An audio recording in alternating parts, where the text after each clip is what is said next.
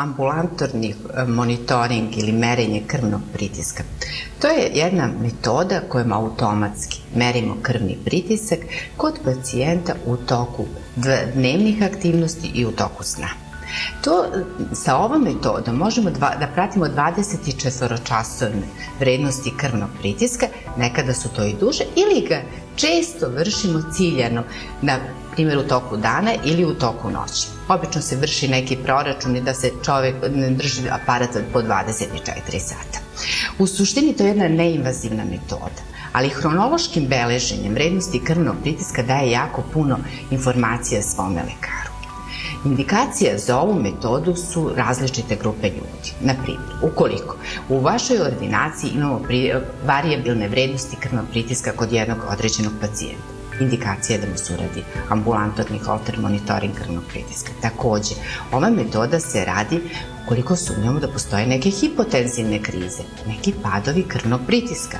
Postoje indikacije za rad ove metode i kod hipertenzije, takozvane hipertenzije belog mantila ili kod ambulatorne hipertenzije. Hipertenzija belog mantila to je onaj podsvesni strah pacijenta kad uđe u ordinaciju pa mu skoči krvni pritisak. Ili suprotna grupa ljudi su oni ljudi koji se osjećaju sigurnije i bezbednije u ordinaciji svoga lekara, pa u tom periodu oni imaju lažno normalne vrednosti krvnog pritiska.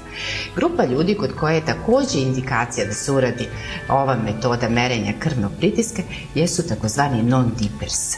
To je grupa ljudi koji imaju noću povišene vrednosti krvnog pritiska. To su oni ljudi koji predstavljaju veliku rizičnu grupu za kasnije obolevanje i komplikacije koje se dešavaju kod krvnog pritiska. Takođe, ambulantornim monitoringom krvnog pritiska procenjujemo koliko je efikasna terapija koju smo mi dali našem pacijentu.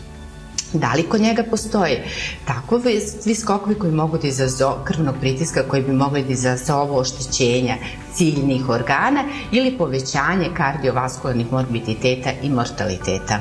Samo merenje koje je dobra metoda ukoliko se radi pravilno. Šta znači pravilno?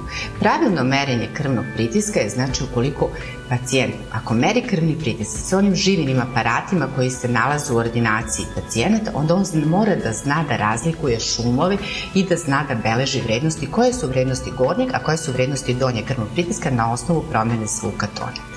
Takođe, postoje digitalni aparati. Digitalni aparati su dobri, ali koja je grupa? Ona koja mere pritisak iznad nadlaktice. Oni koji je mere oko ručnog zgloba, to nije pouzdana grupa aparata za merenje krvnog pritiska.